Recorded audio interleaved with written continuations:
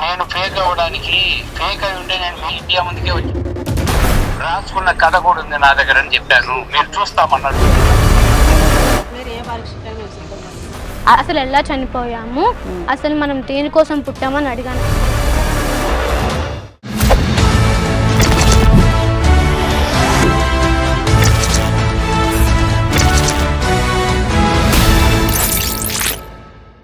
అందరికీ నమస్కారం. నేను Swaroopa Putlapalli. Welcome to I dream. పూర్వజన్మ, పునర్జన్మ, గత జన్మ ఇలాంటి మాటలన్నిటినీ మనం సాధారణంగా వింటూనే ఉంటాము. తాను గత జన్మలో నాగరాణినని, తనకి గతం గుర్తొస్తుందని చాలా కాలంగా హైదరాబాద్కు చెందిన భవిత అనే అమ్మాయి చెబుతూ ఉండడం వైరల్గా మారింది. ఇదిగోండి, ఇక్కడ వీడియోలో కనిపిస్తున్న అమ్మాయే భవిత. ఇక్కడ కనిపిస్తున్న ఆవిడ భవిత తల్లి సుభాషిణి గారు. వీరిద్దరిని నేను గతంలోనే ఇంటర్వ్యూ చేశాను. వారు చెప్తున్న విషయాలకు సంబంధించి నాకున్న డౌట్స్ అన్నిటిని కూడా క్లియర్ చేసుకునే ప్రయత్నం నేను ఆ ఇంటర్వ్యూలో చేశాను. అయితే అసలు ఈ భవిత ఏం చెబుతుందంటే, వీరి స్వస్థలం కడప జిల్లా, ప్రస్తుతం హైదరాబాద్లోని పటాన్ చెరువు వద్ద ఉంటున్నారు. అయితే తనకి గత జన్మ గుర్తొస్తుంది. గత జన్మలో తాను నాగరాణిని, తనని తన ప్రియుడైన నాగరాజుని కొంతమంది వ్యక్తులు చంపేశారు. తమకి సంబంధించిన విగ్రహాలు విజయనగరం జిల్లాలోని ఓ టెంపుల్లో, కాళీ టెంపుల్లో కింద ఆలయం కింద, ఆలయ ఆవరణంలో ఉన్నాయి అని చెప్పి భవిత చెబుతోంది. ఆ విగ్రహాలన్నిటినీ బయటకు తీసి, వాటితో పాటు ఉన్న శివలింగాన్ని కూడా బయటకు తీసి పూజలు చేస్తే తమ ఆత్మలు శాంతిస్తాయని భవిత చెప్పడం జరుగుతోంది.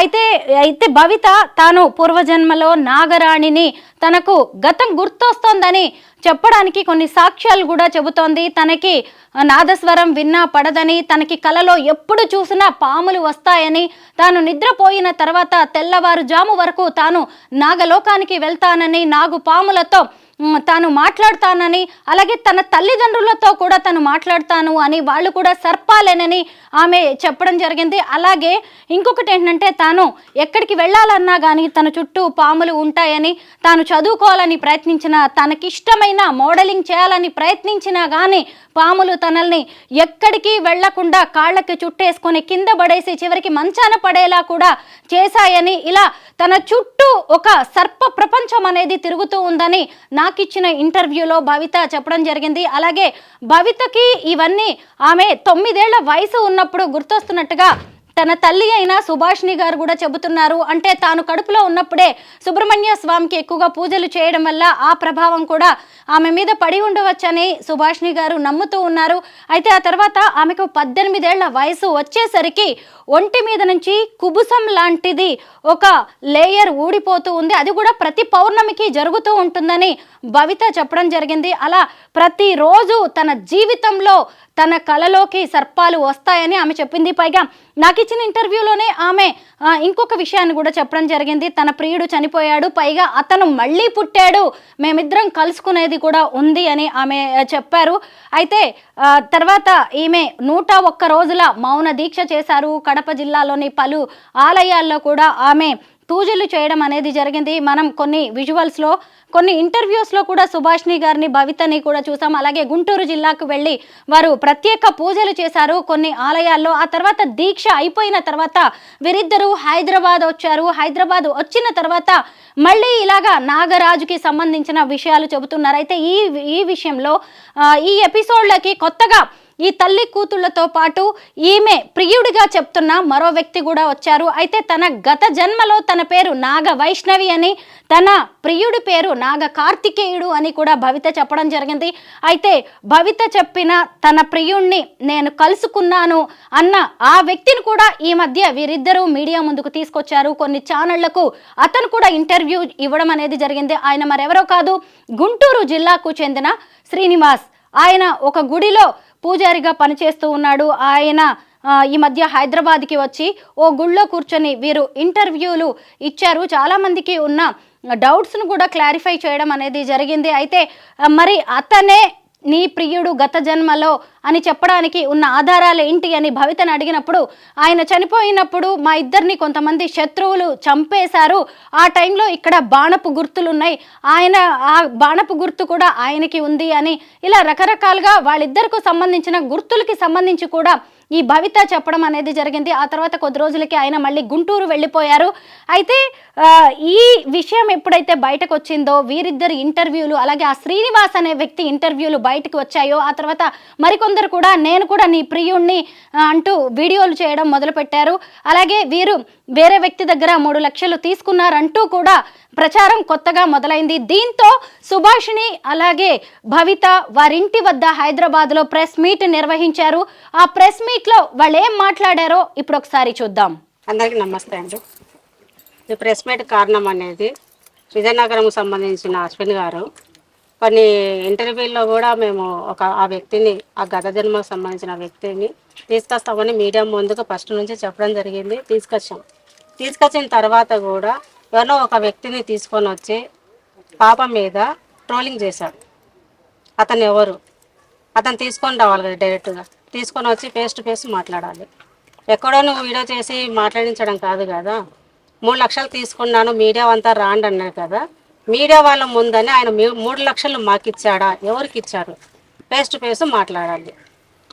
ఎవరు ఎంతగా డబ్బులు ఇచ్చారు, తీసుకున్నారు, ఏ కారణంతో ఇచ్చారు, అది మాకు చెప్పాలి. చూశారు కదా భవిత తల్లి సుభాష్ని గారు ఏం చెబుతున్నారో, తాము ఎవరి వద్ద డబ్బు తీసుకోలేదని, అయితే తన కూతురుకి గత జన్మ గుర్తొచ్చింది కాబట్టి విజయనగరం జిల్లాలో కాళికామాత ఆలయంలో ఉన్న విగ్రహాలను బయటకు తీసి పూజలు చేస్తే ఆమె ఆరోగ్యం బాగుపడుతుందని తల్లిగా తాను ఆవేదన చెందుతున్నానని సుభాష్ని చెప్పడం జరుగుతోంది. అయితే అక్కడికి వచ్చిన కొంతమంది మీడియా ప్రతినిధులు మరి ఈ మధ్య కాలంలో మీరిద్దరు ఉన్నది సరిపోనట్టుగా ఇంకో కొత్త వ్యక్తిని తీసుకొచ్చారు కదా, ఈ రోజు ప్రెస్ మీట్కి ఆ శ్రీనివాస్ అనే వ్యక్తి ఎందుకు రాలేదు అని ప్రశ్నించగా ఆయన గుంటూరులో పూజల్లో బిజీగా ఉన్నారు, అందుకే ఆయన రాలేకపోయారని వారు చెప్పారు. మరి అయితే కనీసం ఫోన్లోనైనా అతనితో మాట్లాడించండి అని మీడియా ప్రతినిధులు డిమాండ్ చేస్తే అప్పటికప్పుడు ఫోన్ కాల్ అతనికి చేసి సుభాష్ని ఆయనతో మాట్లాడించే ప్రయత్నం చేశారు. ఇంతకీ ఈ నాగరాణి అని తాను కూడా భవితను నమ్ముతున్నానని, అలాగే ఆమె పలువురికి ఇచ్చిన ఇంటర్వ్యూలు చేసి తానే గుర్తుపట్టానని, తామిద్దరం కూడా గత జన్మలో ప్రియుడు ప్రియురాలు అని ఆయన ఒప్పుకున్నారు. ఇంకొకటి ఏంటంటే ఆ శ్రీనివాస్ అనే వ్యక్తి గుంటూరు జిల్లాకు చెందిన వ్యక్తి, ఆయన వయసు 52 ఏళ్ళు, ఇక్కడ ఉన్న భవిత వయసు 22 ఏళ్ళు. అంటే వీళ్ళిద్దరికి మధ్య 30 ఏళ్ల గ్యాప్ ఉంది. అంటే తామిద్దరం 30 ఏళ్ల గ్యాప్తో పుట్టామని, తనకి ఆల్రెడీ పెళ్ళైపోయిందని శ్రీనివాస్ రెడ్డి ఇంటర్వ్యూల్లో చెప్పడం అనేది జరిగింది. అయితే ఈ ప్రెస్ మీట్లో అతనితో మాట్లాడించమని మీడియా ప్రతినిధులు అడిగితే సుభాష్ని కాల్ చేశారు. ఆయన ఏం చెబుతున్నారో ఇప్పుడు విందాం. కుంభమేళ జరుగుతుంది కదండి, కుంభమేళ జరుగుతున్నప్పుడు మా టెంపుల్లో డైలీ అభిషేకాలు జరగాలి, అభిషేకాలు చేయాలి కానీ మీరు అడగాలి కదా. ఇంకా నేను వచ్చిన రోజు మీరు ఎంత టైం ఏం తీసుకొని అడిగి రాసుకున్న కథ కూడా ఉంది నా దగ్గర అని చెప్పాను, మీరు చూస్తామన్నారు. నేను డైరెక్ట్ కాదు, ఆ రోజు నాకు గుర్తొచ్చి నేను పేపర్ మీద రాసుకున్నా. నేను ఫేక్ అవ్వడానికి, ఫేక్ అయి ఉంటే నేను మీడియా ముందుకే వచ్చి పశువుగా మారుతుంది శరీరం అని ఎంతో మందికి వాళ్ళ అమ్మగారు ఫోన్ చేశారు. ఆ టైంలో వచ్చి మీరు మీడియా వచ్చి చూసి పరీక్షించాలిగా మేడం. అమ్మగారు వాళ్ళ అమ్మగారు అక్కడే ఉన్నారు, అడగండి. లేదు, నాకు గుర్తొచ్చిన ప్రతిసారి నేను రాసుకున్నాను. మీడియా పిచ్చోళ్ళని ఎవరు అనట్లేదు, మరి ప్రూఫ్స్ కావాలి కదా. మీడియానే ఎప్పటికీ థియరీలు వర్కౌట్ అవ్వవు, ఎవిడెన్స్ అవసరం. ఇది తెలుసో తెలియదు, ఎవిడెన్స్ ఉంటేనే ఎవరైనా ఏదైనా నమ్ముతారు. ఇప్పుడు ఎవిడెన్స్ ఉండడానికి 30 సంవత్సరాలకు 50 సంవత్సరాలకు చనిపోయి మా ఇంట్లో అది నా భర్త, అది నా పిల్లలు, ఆ ఊరు నాది అని చెప్పగలుగుతుంది. ఎప్పుడు కొన్ని వేల లక్షల సంవత్సరాల కిందట చనిపోయిన వ్యక్తి పుట్టినప్పుడు ఎన్నో సంవత్సరాలు భూమి కిందికి మిందికి పడుతుంది. పడిన తర్వాత జనాలే పుట్టినప్పుడు, నరులే పుట్టినప్పుడు పుట్లో ఎట్లా ప్రూఫ్ చూపిస్తారు? ఆడవాళ్ళు మేము అక్కడ చూపించాము, విజయనగరం అని చూపించాము. అయితే ఇప్పుడు ఈ సుభాషిణి భవితతో పాటు ఆమె కుటుంబ సభ్యుల మీద కూడా చర్చ జరుగుతోంది. మరి మీరు అందరినీ మేము నాగరాణిలం, నా కూతురికి గత జన్మ గుర్తొస్తుంది అని చెప్పి మీరు చెబుతున్నారు కదా, అసలు మీ కుటుంబ సభ్యులు మీ మాటలు నమ్ముతున్నారా అని మీడియా రిప్రజెంటేటివ్స్ అడిగితే చాలా వీళ్ళ దగ్గర నుంచి సరైన సమాధానం రాలేదనే చెప్పాలి. ముఖ్యంగా భవిత తండ్రి ఎక్కడ, మీ భర్త ఎక్కడ అని అడిగితే కూడా ఆమె చాలాసేపు మౌనంగా ఉన్నారు. కనీసం ఫోన్ చేసైనా మాట్లాడించండి అన్నా కానీ వారి దగ్గర నుంచి ఎలాంటి సమాధానం రాలేదు. ముఖ్యంగా అందరూ కూడా ఒక్కటే మాట అన్నారు, మీ హస్బెండ్ మీ కుటుంబ సభ్యులే నమ్మనప్పుడు మమ్మల్ని అందరినీ ఎలా నమ్మించాలని చూస్తున్నారు అని చెప్పి సుభాష్ని అలాగే భవితను అడగడం జరిగింది. అలాగే భవితకు సంబంధించి నువ్వేం చదువుకున్నావు అంటే నేను 5th or 6th వరకే చదువుకున్నాను, సరిగ్గా రాయడం చదవడం కూడా రాదు అని చెప్పి భవిత చెబుతూ ఉంది. అయితే ఇప్పుడు తన కుటుంబానికి సంబంధించి మీడియా ప్రతినిధులు అడిగిన ప్రశ్నలకు వీరి దగ్గర నుంచి వచ్చిన రెస్పాన్స్ ఏంటో చూడండి. కుటుంబ సభ్యులు రాకపోని నిజం ఉన్నప్పుడు సరే, ఏదో ఒక కుటుంబ రోజు సభ్యులు నమ్మరమ్మా. మీ భర్త నమ్ముతారు కదా.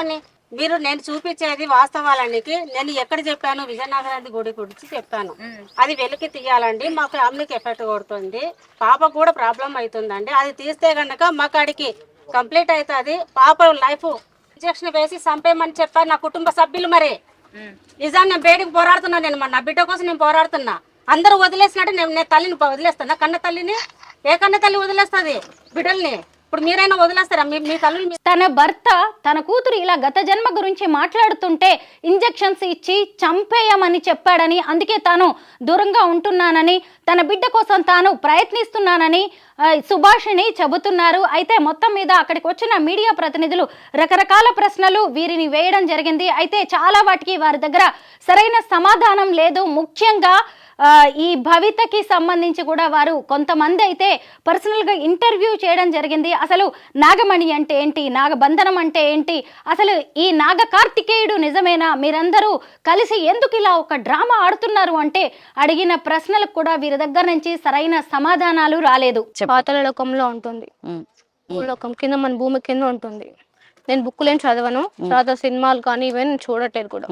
వచ్చిన తర్వాత నేను అవి చూసుకుంటూనే ఉన్నాను. అంటే కనుక ఏమైనా చదువుకోవాలని ట్రై చేస్తాను. 9 years నుంచి అక్క ఇదంతా నేను దైవ సర్పన్నక్క. 1 year నుంచి మీరు అంతకుముందు మీరు ఎందుకు వచ్చారు, మీరు రాలేదు ఎందుకుంటున్నారంటే, మేము ఆ విజయనగరం టెంపుల్ గురించి వాళ్ళతో మేము మాట్లాడితే ఆయన రెస్పాన్స్ అవ్వలేదు.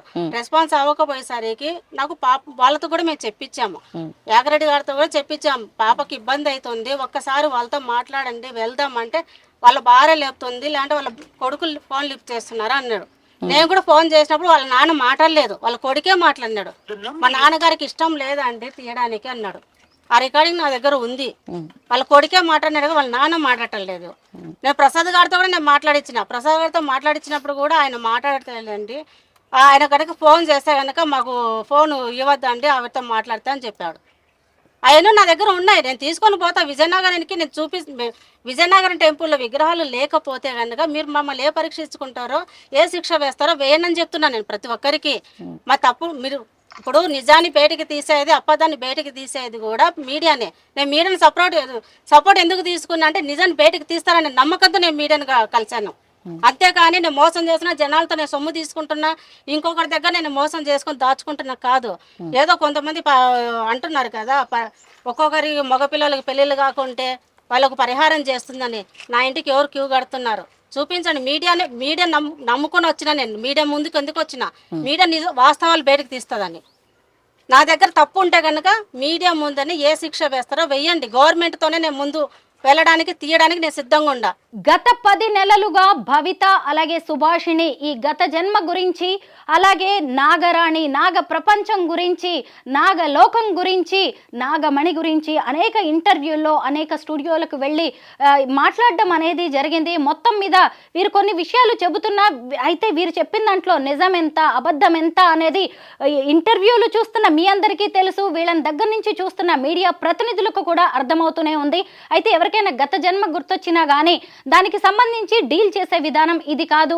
అయితే తమకి ఆయన నాగరాణి ప్రియుడుగా చెబుతున్న శ్రీనివాసరెడ్డి చెప్పారని, త్వరలోనే ఆమరణ నిరాహార దీక్ష చేసి ప్రభుత్వం వరకు తమ సమస్యను తీసుకువెళ్తామని, ఆ గుళ్ళో ఉన్న విగ్రహాలను బయటకు తీస్తామని చెప్పి సుభాషిణి చెబుతున్నారు. మొత్తం మీద ఈ మధ్య కాలంలో అయితే వీరిద్దరూ చెబుతున్న విషయాలు సోషల్ మీడియాలో వైరల్గా మారాయి. నిజంగా నాగలోకం అనేది ఉంటుందా, నాగబంధం ఎలా ఉంటుంది, ముఖ్యంగా అసలు ఈ అమ్మాయి ఈ తల్లి ఎందుకు ఇలా చెప్తున్నారు, పైగా వీళ్ళిద్దరూ ఉన్నది సరిపోనట్టుగా 30 ఏళ్ల గ్యాప్తో నేను మళ్ళీ పుట్టాను అంటూ ఆమె ప్రియుణ్ణంటూ శ్రీనివాస్ అనే వ్యక్తి సీన్లోకి రావడం, ఇదంతా చూస్తే అందరికీ ఒక గందరగోళంగా అయితే ఉంది. అయితే వీళ్ళు త్వరలోనే విజయనగరం వెళ్తామని, అక్కడి నుంచి ఆ గుళ్ళోని విగ్రహాలను తీయిస్తామని, అదే తమ లక్ష్యమని, తాను తప్పు చేసినట్టుగా తేలితే, లేదంటే అక్కడ మొత్తం తవ్విన తర్వాత విగ్రహాలు కనుక లభించకపోతే మీరే శిక్ష విధించినా కానీ తాను సిద్ధంగా నేను ఉన్నానని సుభాష్ని సవాల్ విసురుతున్నారు. మొత్తం మీద వీరు చేస్తున్న హంగామా ఎక్కడికి చేరుతుందో, మరి శ్రీనివాస్ రెడ్డి ఆదేశాల మేరకు వీరు ఆమరణ నిరాహార దీక్ష చేస్తారా, నెక్స్ట్ వీరి స్టెప్ ఏంటి అనేది మాత్రం చూడాలి. మొత్తం మీద అసలు గత జన్మ, పూర్వజన్మ, పునర్జన్మ ఇవన్నీ ఉంటే గనక ఈమె చెప్తున్నది నిజమెంత? పైగా మీడియా ప్రతినిధులు అడిగిన కొన్ని ప్రశ్నలకే వీరు సరైన సమాధానాలు చెప్పలేకపోయారు. మొత్తం మీద ఇక మీదట ఈ ఎపిసోడ్లో, ఈ నాగరాణి ఎపిసోడ్లో ఏం జరగబోతుందో చూడాల్సి ఉంది. అయితే ఇంకొక వైపు ఇంకొందరు వ్యక్తులు కూడా నాగరాణి ప్రియుణ్ణి నేనే అంటూ వీళ్ళని సెటైరికల్గా, ఇంకా అలాగే వేరువేరుగా రకరకాలుగా మాత్రం వీరితో టచ్లోకి రావడం జరుగుతుంది. ఏది ఏమైనా ఈ కథ ఇక్కడికే ముగుస్తుందా, లేదంటే కొత్త మలుపు తీసుకుంటుందా అనేది మనం వేచి చూడాల్సిందే.